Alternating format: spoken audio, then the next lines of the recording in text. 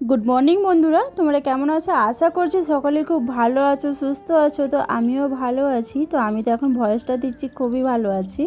তো তার আগে তো আমি খুবই খারাপ ছিলাম, তখন শরীরটা খুবই খারাপ ছিল, বিশ্বাস করো। এটা নিয়ে আমার 3বার ইনফেকশান হয়ে গেল, তো খুবই চিন্তায় আছি।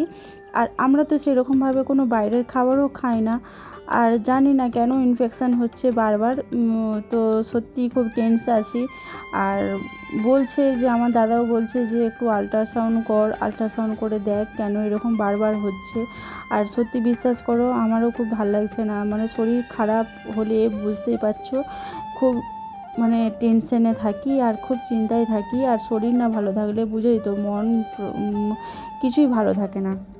তো যাই হোক, শরীর খারাপ হলে তো আর হবে না। তো শরীর খারাপ হোক যাই হোক, ঘরের কাজ করতে হবে। আর এইমাত্র উঠেছি, একটু আগেই উঠে ছেলেকে স্কুলে পাঠিয়ে দিয়েছি, ওকে লাঞ্চ বানিয়ে স্কুলে পাঠালাম, দিয়ে আমি এই যে ওষুধটা খেলাম। মানে সকালের যে ওষুধ থাকে ওই ইনফেকশনের ওষুধটাও খেলাম, প্লাস আমার থাইরয়েড আছে, থাইরয়েডের ওষুধটাও খেলাম। তো আমি যেই থেকে সিজার হয়েছি বললে বিশ্বাস করবে না বন্ধুরা, তো সেই থেকে না আমার ওষুধ খাওয়ার এনার্জি চলে গেছে। মানে ওষুধ দেখলেই আমার কি জানি গা বমি বমি করে। তো যাই হোক, ওষুধ খেতে হবে, ওষুধ না খেলে তা দাঁড়াতে পারছি না। তো এই যে দেখো, এদিকে চা বসিয়ে দিয়েছি, আর এদিকে বাবুর জন্য দুধটাও বসিয়ে দিয়েছি। তোমার দাদাভাই চলে এসেছে ওকে স্কুলে দিয়ে। আর এই যে চা খেতে বসেছি, দেখতে পাচ্ছ আমার মুখটা ভার হয়ে আছে, মানে টেনশন করছি, খুব একটা টেনশন করছি। যে দেখো, আমরা ঘরেই রোজের খাবার বানাই, যে 2-3 দিনের খাবার ফ্রিজে রেখে রেখে তা খাচ্ছি, তাও নয়, রোজের বানাই খাবার। তারপরে বাইরে থেকে কোনো খাবারই খাই না। তো ঘরে যেটা মন যায় ঘরে সেটা বানিয়ে খাও, তারপরেও যদি এরকম হয়। আর আমরা কোনো ডাইরেক্ট পানি খাচ্ছি না, মানে ডাইরেক্ট জল খাচ্ছি না, আমাদের অ্যারোড লাগানো আছে, তো অ্যারোড জলটাই ইউজ করি, রান্নাতে বলো খাবারে বলো। তো পিওর মানে জলটাই খাচ্ছি, তারপরেও যে এরকম হচ্ছে, তো সেই জন্যই ভাবছি যে কেন হচ্ছে। তো যাই হোক, ওইসব কথা বাদই দিলাম। আর কি করব বলো, হচ্ছে তো যখন সময় খারাপ যখন হয় না, তো সব দিক থেকেই হয়, আর কি করব। তো এই যে তোমার দাদাভাই আর আমি এই যে এখন চা খেয়ে নিচ্ছি, একটু লাল চাই খাচ্ছি। ডাক্তার বারণ করেছে চাটা খেতে, তবুও আমি চাটা খাচ্ছি, একটু সকালবেলা না ইচ্ছে হয় খেতে। আর এখন চা বিস্কুটটা না খেলে বলো তো খুব দেরি হয়ে যায় খাবার খেতে, সে 11টা বেজে যায় ঘরের কাজ সেরে পুজো দিতে, তো খুবই দেরি হয়ে যায়। তো সেই জন্য একটু চা বিস্কুটটা সকালবেলা খেয়ে নিই। তো বন্ধুরা, এই যে সকালের কাজকর্ম সেরে পুজো দিয়ে একটু রেডি হয়েছিলাম, লিপস্টিক লাগিয়েছিলাম, কারণ একটু রিলস বানাচ্ছিলাম। তো মন প্রাণ তো কিছুই ভালো নেই, তো সেই জন্য ভাবলাম একটু রিলস বানানো যাক, তারপরে ভালো লাগবে। তো যাই হোক, এদিকে দুপুরে রান্নাটা বসিয়ে দিয়েছি, আর তোমার দাদাভাই একটু মাছ এনে দিয়ে গেছে। আর এই যে তেল পোটাটা একটু ভাজা করে নিচ্ছি। তো আর এই যে এদিকে ভাতটাও বসিয়ে দিয়েছি, রান্না তো করতে হবে, আর বাচ্চাদেরকে খেতে তো দিতে হবে নাকি।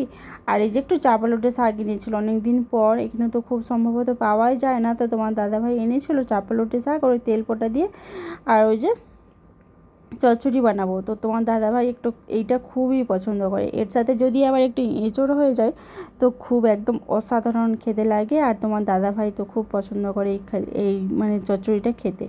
তো যাই হোক, এই যে বাবু স্কুল থেকে চলে এসেছে, আর এই যে বাবু এখানে ফোন দেখছে, আর এই যে আমার এখন রান্নাটা হয়নি, যেহেতু শরীর খারাপ, তো সব দিক থেকে ঢিলা ঢিলা করে কাজ হচ্ছে জানো তো, তাড়াতাড়ি করে কাজ করতেই পারছি না, মানে ভালোই লাগছে না শরীরটা, মনে হচ্ছে শুধু শুয়ে থাকি, আর পেটে অসম্ভব ব্যথা, মানে কিচ্ছু ভাল লাগছে না। তো যাই হোক, এদিকে 2 পিস মাছ ছিল, 2 পিস মাছ ভেজে নিয়েছি, আর এই যে দুটো মানে ডিমকে সিদ্ধ করে ভেজে নিয়েছি। তো এটাই ঝাল মানে একটু রস রস বানাবো। আর এই যে এদিকে ভাতটাও দেখো এদিকে ফুটে গেছে, আর এদিকে তেল পোটাটা ভাজা হয়ে গেছে, এখনও চচ্চড়ি হয়নি। তো দেখো আমার রান্নাটা কিন্তু একদম কমপ্লিট হয়ে গেছে, এই যে চচ্চড়ি আর এই যে ডিমের ঝাল, মাছের আলুর ডিমের ঝাল। তো যাই হোক, এদিকে আমিও ভাতটা নিয়ে নিয়েছি, আর এই যে ভাত দেখো, এই ভাতগুলো যে নিয়েছি এগুলোও খেতে পারবো না আমি, কিন্তু এটা তুলে রেখে দেবো, কারণ পেটে ব্যথা, মানে বোঝোই তো কিচ্ছু ভালো লাগছে না। আর এই যে এদিকে বাবুকেও খাইয়ে দেবো, ওকে মোবাইল চালিয়ে দিয়েছি একটু, আর ও তো মোবাইল নালে খেতেই চাচ্ছে না, মানে খায়ই না, মোবাইল না দিলেও খাবেই না, এরকম ব্যাপার। তো যাই হোক, ওকে খাইয়ে দেবো আর নিজেও খেয়ে নেবো। তো চলো আমি খাইয়ে দিই। হ্যাঁ, খেতে খেতে এই যে তোমাদের সাথে একটু কথা বলে নিই। তো তোমার দাদাভাই বলছে তুমি যাও একটু দেশের বাড়ি, তো ওখান থেকে একটু ঘুরে আসো, তো তোমার মনটা একটু শরীরটাও ঠিক হয়ে যাবে, একটু হাওয়াটা চেঞ্জ করে আসো। আর আমার তো ইচ্ছে নেই যাওয়ার, আমি তো না নাই না নাই এখনও পর্যন্ত না নাই করছি, তো ও জোর করছে যে না ছেলেগুলোকে নিয়ে যাও, যে একটু ঘুরে আসো, ও একটু দেশের বাড়ি থেকে তো একটু তোমার শরীরটাও ভালো লাগবে আর মনটাও ঠিক হবে। তো জানি না কি হবে, আমি তো রাজি ছিলাম না। তো দেখো এই তো 6 মাস হয়েছে এসেছি। তো এখন আবার 6 মাস, এই তো আবার 6 মাস পরে যেতে হবে, কারণ আমার বাড়ির লক্ষ্মী পুজো আছে, তো সেই সময় যেতে হবে। তো সেই জন্য আমরা ভেবেছিলাম যে আমরা তখন যাব, কিন্তু এখন ওই যে আবার বাবুর স্কুলের ছুটি পড়ে যাবে, গরমের ছুটি পড়ে যাবে, 1.5 মাস ছুটি থাকবে। তো সেই জন্য বাচ্চারাও বোরিং হবে, আর বোঝে তুমিও বোরিং হবে। তো তুমি যাও, একটু ঘুরে আসো। তো জানি না কি হবে, যদি যাই তোমাদের সঙ্গে অবশ্যই শেয়ার করব। আর তোমরা দেখো, আর তোমার দাদাভাই তো বলছে একদম নেশার বন্ধ, মানে যাও যাও। তো জানি না কি হবে এখনও পর্যন্ত। তো দেখো এদিকে খাওয়া দাওয়াটাও হয়ে গেছে, আর এদিকে বাসনটাও ধুয়ে নিচ্ছি। আর এই কদিন না হচ্ছে যে ভালোই লাগছে না, তো সেই জন্য রুটি করছি না রাতের বেলা, এই যে ভাতই করছি। আর এই যে তোমার দাদাভাই এই যে এদিকে মশলা এনেছে, মানে কি বলে এগুলো, তেজপাতা, শুকনো লঙ্কা, তারপরে 5 ফোড়ন, জিরে, মানে এগুলো আর কি, গরম মশলা। আর গরম মশলা আমি তো কোনো পাউচ কিনি না, মানে গরম মশলাকে ভেজে আমি মিক্সিতে পেস্ট করে রেখে দিই, তো এগুলো ভালো হয় তাতে গরম মশলাটা। তো এদিকে ভাতটাও বসিয়ে দিয়েছি, আর এদিকে ডিব্বাইতে ঢেলে ঢেলে রেখে দিচ্ছি। তো চলো এগুলো ঢেলে ঢেলে রেখে দিই, তারপরে আবার কথা হবে। আর হ্যাঁ, তোমার দাদাভাইকে পোস্ত আনতে বলেছিলাম জানো তো, আর পোস্তর যা দাম, সত্যি কথা বলতে পোস্ত খেতেই পাচ্ছি না। আর দেশ থেকে এনেছিলাম ওই যে সাদা তিলগুলো, এখন তো খুব উঠেছে সাদা তিল, তো ওগুলো খাচ্ছিলাম, তরকারিতেও দিচ্ছিলাম। তো শেষ হয়ে গেছে, দেশ থেকে এনেছিলাম, আবার যদি দেশে যাওয়া হয় তো আবার ভাবছি আনবো। তো তোমার দাদা আর 20 টাকার করে পোস্ত জানো তো, ওইটুকু মানে 20 টাকার কোনো পোস্ত 1 চামচ দেয় কিনা তার ঠিক নেই, তো সেই জন্য আনাই হয়নি। তো একটু তরকারিতে পোস্তটা যেটা হয়, ঝিঙে পোস্ত বলো, আলু পোস্ত বলো, এগুলোতে একটু পোস্ত না দিলে ভালো লাগে না।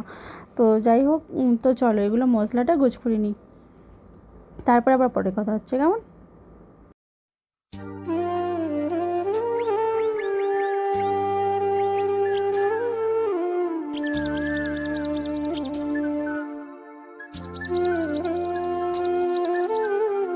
তো বন্ধুরা, মশলাগুলো জায়গা মতো রাখা হয়ে গেছে, আর এদিকে রান্নাটাও হয়ে গেছে।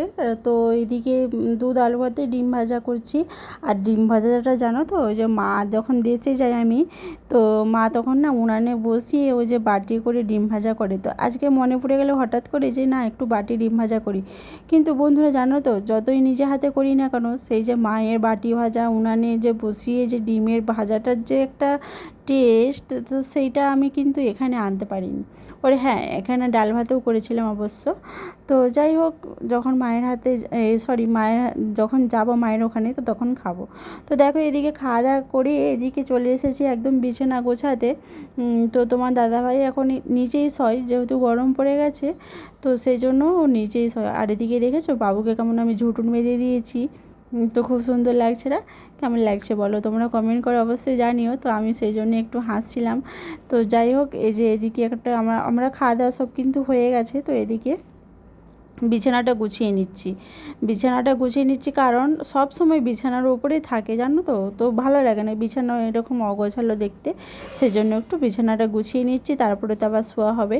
তো সেই জন্য তো এই আর কি। আর এদিকে খাওয়া দাওয়া তো কমপ্লিট হয়ে গেছে, এদিকে একটু কথাবার্তা বলবো তোমার দাদাভাইয়ের সাথে, বাচ্চারা একটু খেলবে, তারপরে শোবো।